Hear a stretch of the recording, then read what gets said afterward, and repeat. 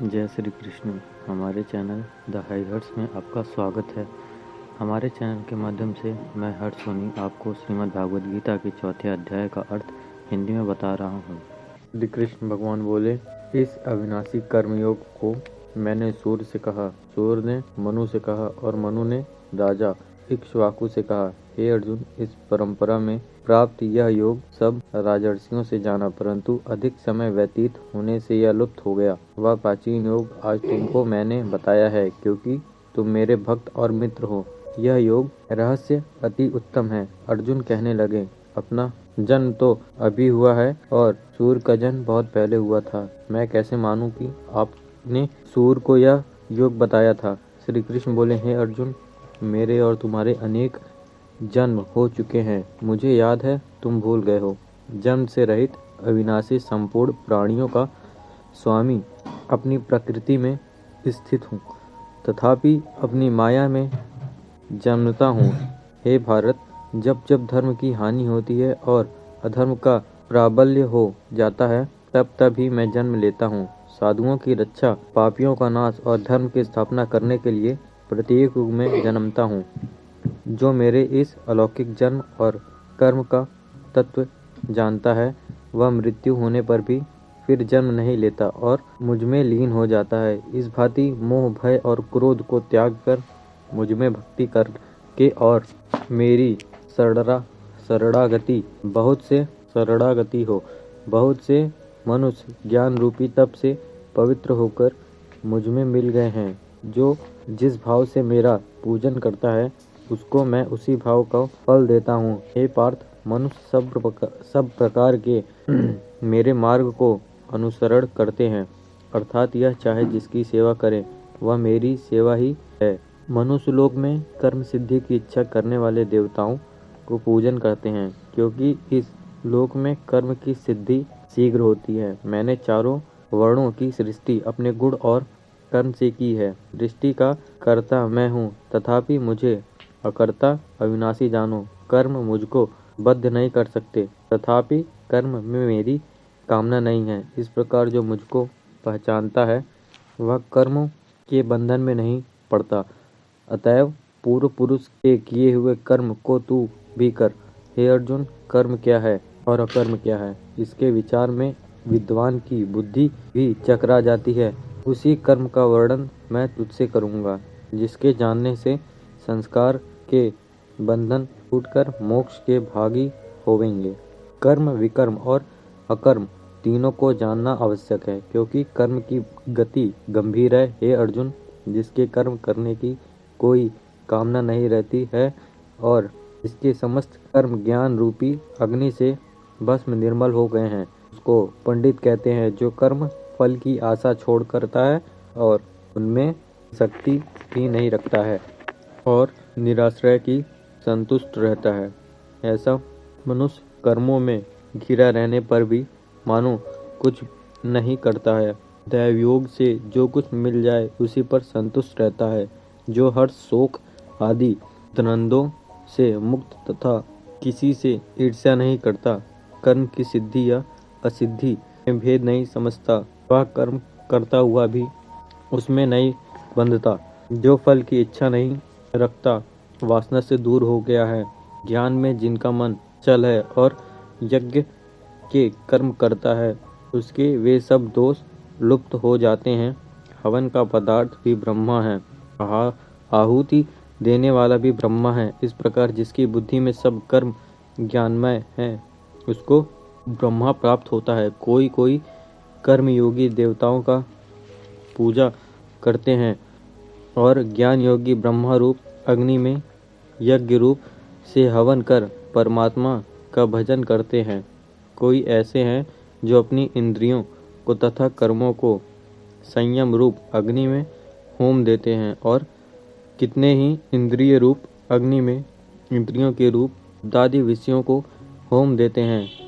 कितने ही लोग इंद्रियों के सब कर्मों को और प्राणों के कर्मों को आत्मज्ञान से प्रज्वलित संयम रूप अग्नि में होम देते हैं। कोई तो द्रव्य यज्ञ करते हैं, कोई तप यज्ञ, कोई योग यज्ञ, कोई अध्याय और कोई ज्ञान रूप यज्ञ करते हैं और कोई प्राणायाम से तत्पर रहने वाले योगी प्राण और पान वायु में प्राण को रोकते हैं और प्राण वायु में पान वायु को लय करते हैं। कोई आहार को निरंतर कम करके प्राणों को होमते हैं, वे यज्ञवेता हैं और यज्ञ ही से इनके सब पाप नाश हो जाते हैं। जो यज्ञ में बचे हुए अमृत रूप अन्न को खाते हैं वे सनातन ब्रह्मा को प्राप्त होते हैं। हे अर्जुन, जो यज्ञ नहीं करते हैं उनको यह लोक और परलोक दोनों नहीं है। इस प्रकार के बहुत से यज्ञ वेद में विस्तार सहित वर्णित हैं। सबको कर्म से उत्पन्न हुए जानो, परंतप द्रव्य में यज्ञ से ज्ञान यज्ञ उत्तम है। पार्थ सहित सब कर्म ज्ञान में समाप्त हो जाते हैं। सो इस ज्ञान यज्ञ का सुदर्शी और ज्ञान लोक को उपदेश करेंगे, इसलिए तुम उनकी सेवा करना और उनको विनय पूर्वक प्रश्न करके ज्ञान यज्ञ जानना। इस ज्ञान को लाभ करके को ऐसा मोह फिर नहीं होगा। इसी ज्ञान से समस्त प्राणियों को तुम अपने में और मुझ में देखोगे। यदि सब पापियों भी अधिक पाप करने वाले तो भी ज्ञान रूपी नौका से ही पाप रूपी समुद्र को पार कर जाओगे। हे अर्जुन, जिस प्रकार प्रज्वलित अग्नि लकड़ी को जलाकर भस्म कर देती है, वैसे ही ज्ञान रूपी अग्नि सब कर्मों को भस्म कर डालती है। इस लोक में ज्ञान के समान पवित्र और कुछ नहीं है। यह व्रत बहुत काल पर्यंत कर्मयोग से सिद्ध हुए पुरुषों को अपने आप ही प्राप्त होता है। जो श्रद्धावान पुरुष इंद्रियों को जीत कर ब्रह्मा में रहता है, ज्ञान को प्राप्त करता है और ज्ञान को पाकर अल्प समय में शांति को पा जाता है। अज्ञानी, श्रद्धा रहित और जिनके मन में संदेह है, ऐसे जो पुरुष हैं वह नष्ट हो जाते हैं। जिनके मन में संदेह रहता है उनको यह लोक परलोक और सुख कुछ भी प्राप्त नहीं होता। जिसने परमेश्वराधन और निष्काम कर्म योग से आश्रय से कर्म बंधन त्याग दिए हैं, हे अर्जुन, उस आत्मज्ञानी पुरुष को कर्म नहीं बांधते। अतएव ज्ञान से उत्पन्न हुए चित्त के इस संशय को ज्ञान रूपी तलवार से काटकर मेरे बताए हुए कर्म को करने के लिए प्रस्तुत हो जाओ। यह अध्याय का आत्मा भगवान बोले, हे लक्ष्मी, जो पुरुष श्री गीता जी का पाठ करते हैं उनके स्पर्श मात्र से अधम देह छूटकर मुक्ति को प्राप्त होते हैं। लक्ष्मी जी ने पूछा, हे महाराज, श्री गीता जी के पाठ करने वाले के साथ छूकर कोई जीव भी मुक्त हुआ है? तब श्री भगवान ने कहा, हे लक्ष्मी, तुमको मुक्त हुए एक तन कथा सुनाता हूँ। भागीरथी गंगा जी के तट पर श्री काशी जी नगर है। एक वैष्णव श्री गीता जी के चौथे अध्याय का पाठ किया करता था। एक दिन वह साधु वन में गया। बेरियों के 2 वृक्ष थे, उनकी बड़ी छाया थी। वह साधु वहां बैठ गया और बैठते ही उसको निद्रा आ गई। एक बैर से उसके लगे और दूसरे स्त्री के साथ सिर लग गया। वह दोनों बैरियों से में कर पृथ्वी पर गिर गया। ते उनके सूख गए। परमेश्वर की इच्छा से वह दोनों बैरियां पहाड़ के घर जा पुत्रियों हुई। में बड़े उग्र पुण्यों के करने से मनुष्य देह मिलती है। फिर ब्रह्मांड घर जन्म लेकर उन दोनों लड़कियों ने तपस्या करनी आरंभ की। जब वह दोनों बड़ी हुई तब उनके माता पिता ने कहा, हे पुत्रियों, तुम्हारा विवाह करते हैं। तब उन दोनों ने माता पिता से कहा, वह विवाह नहीं कराती। उनको अपने पिछले जन्म की खबर थी। वह जाति में सुंदर जन्मी थी। ने कहा, एक हमारे मन में कामना है, परमेश्वर वह पूर्ण करे। के मन में यही था कि वह साधु जिनके स्पर्श करने से हमारी अधम देह के यह देह मिली है, वह मिले तब बहुत भला है। इतना विचार कर दोनों लड़कियों ने माता पिता के तीर्थ यात्रा करने की आज्ञा मांगी। तब माता पिता ने तीर्थ यात्रा की आज्ञा दी।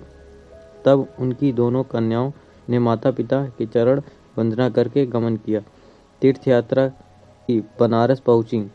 जाकर देखा कि तपस्वी बैठा है, जिनकी कृपा से हम बैरी की देह से छूटी हैं।